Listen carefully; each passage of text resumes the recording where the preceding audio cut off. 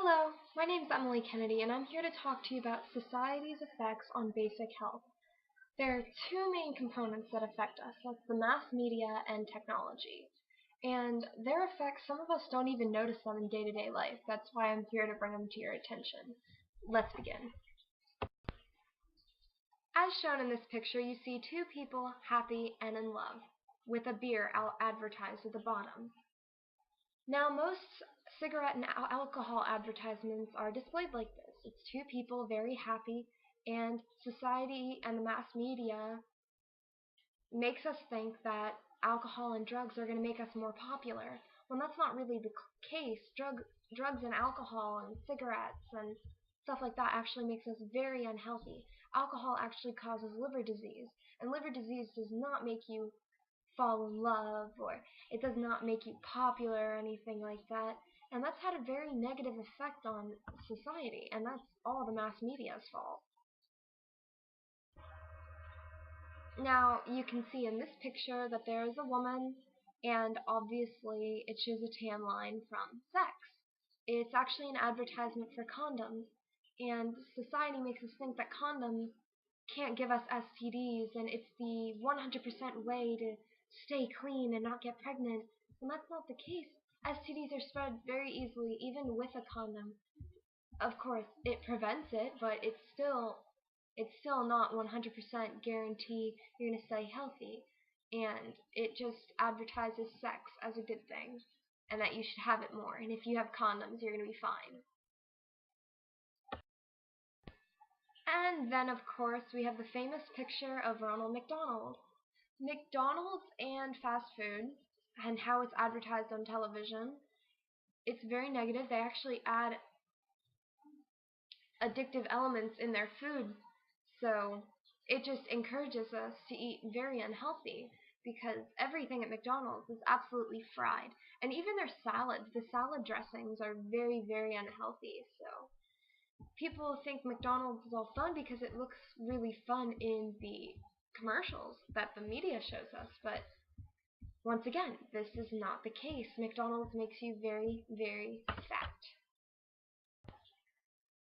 I personally think putting toys in the kids' meals is very disgusting. It encourages children to eat unhealthy. They they tell us that if you buy the meal, you'll get a toy, and then little kids are just like, "Oh, mommy, I want to go to McDonald's," but then the kid's going to start irritating the parents more, and that's just not good. And it is the parents' responsibility, but still, McDonald's and other fast food restaurants putting toys in the kids' meals is encouraging adolescent and child. Not only are we encouraged to eat fast food all the time, but they expect us to be skinny as well. Society has made us think that skinny is beautiful, and if you're not skinny, you're not very beautiful, and you can never become a model or anything.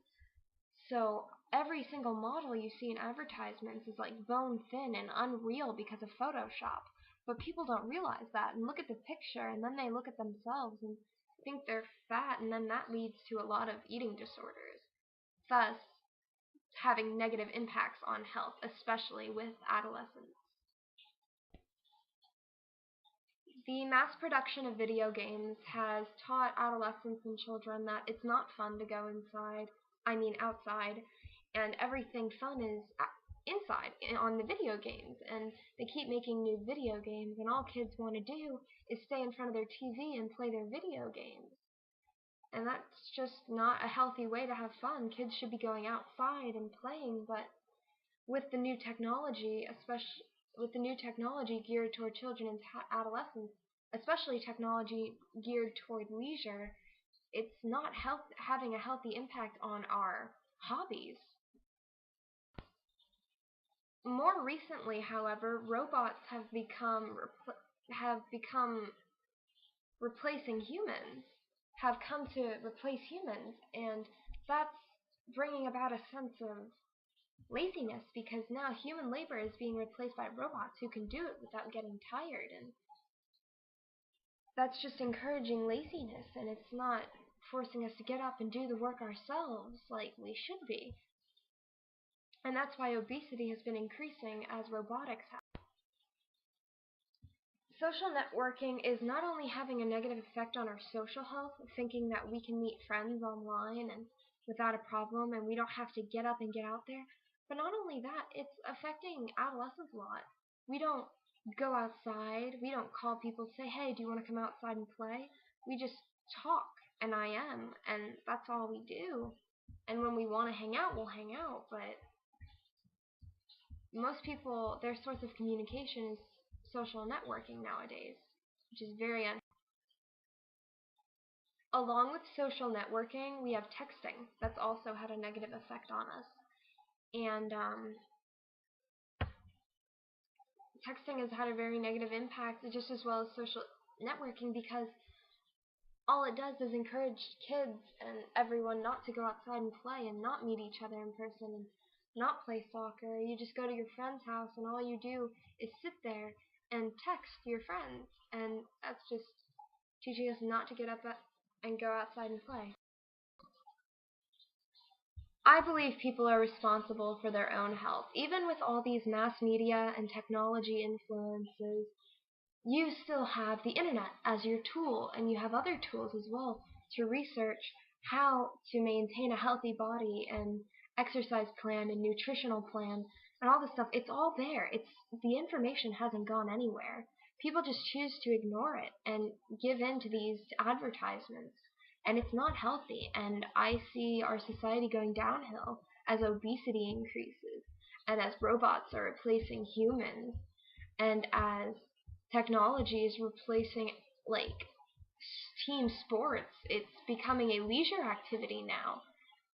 Technology has now become a leisure industry, and it's just not having a good effect. I see my generation slowly getting fatter and lazier, and it's not healthy at all, and I want to stop it, and I want to know what I can do to help. But thank you for listening. My name's Emily Kennedy. Thank you.